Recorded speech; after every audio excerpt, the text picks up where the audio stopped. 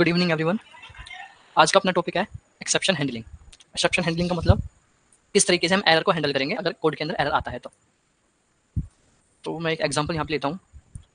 For example num is equal to eval input enter the number here. मैं program बना रहा हूँ table लिखने का। 2 की टेबल लिख सकते हैं, 3 की टेबल लिख सकते हैं, इस तरीके से। फॉर आई इन रेंज 11 तक प्रिंट आई। Okay, now put some symbols.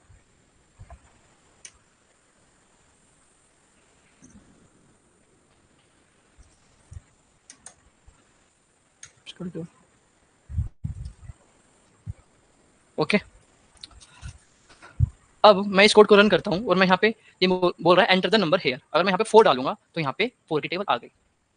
अब ये पीसी तो मेरा है, जरूरी थोड़ी मैं इसमें नंबर डालूं, मैं यहाँ पे और कुछ भी तो डाल सकता हूँ।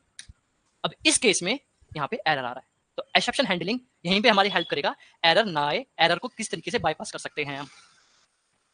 समझ आया? I am repeating again. आज का अपना टॉपिक है एक्सेप्शन हैंडलिंग। एक्सेप्शन हैंडलिंग का मतलब है कि किस तरीके से हम एरर को हैंडल करेंगे। तो मेरे पास एक प्रोग्राम है यहाँ पे, टेबल किस तरीके से हम लिख सकते हैं उस चीज का प्रोग्राम है। मैं यहाँ पे लिखा 5 का टेबल, 5 का टेबल आ गया।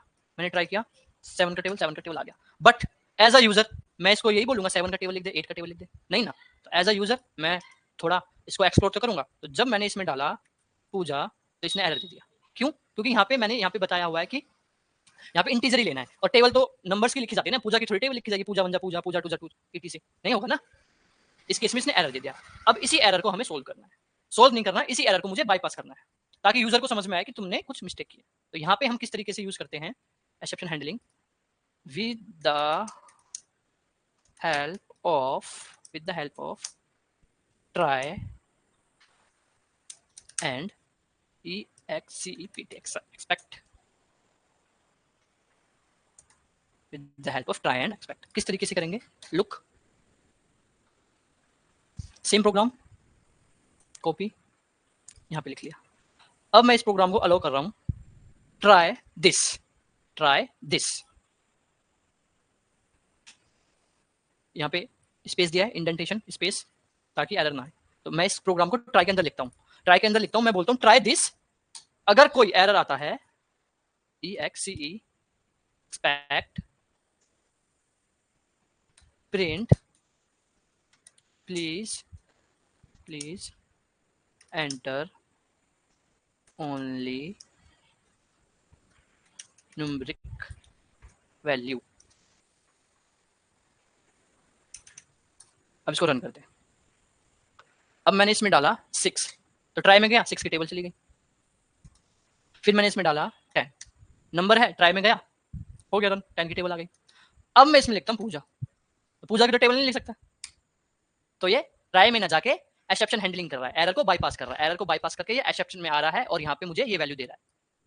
ओके, तो एक्सेप्शन के अंदर इसकी खासियत ये है कि ये एरर को हैंडल करेगा। जब ये एरर आएगा तब इसको एरर ना शो करके वो एक्सेप्शन के अंदर उसको दे देगा। लेकिन एल्स के अंदर क्या होता है? एल्स के अंदर एरर की जरूरत नहीं है, वो तब भी एग्जीक्यूट होगा जब वो एरर नहीं आएगा। वो डिपेंड करता है इफ कंडीशन के ऊपर। इफ कंडीशन अगर ट्रू है तो इफ कंडीशन चलेगी, इफ कंडीशन अगर फॉल्स है तो एल्स कंडीशन चलेगी। लेकिन इसमें क्या है? इसमें एरर, जब एरर आएगा तो एक्सेप्शन में except block handle the error और else block execute when there is no error। Done.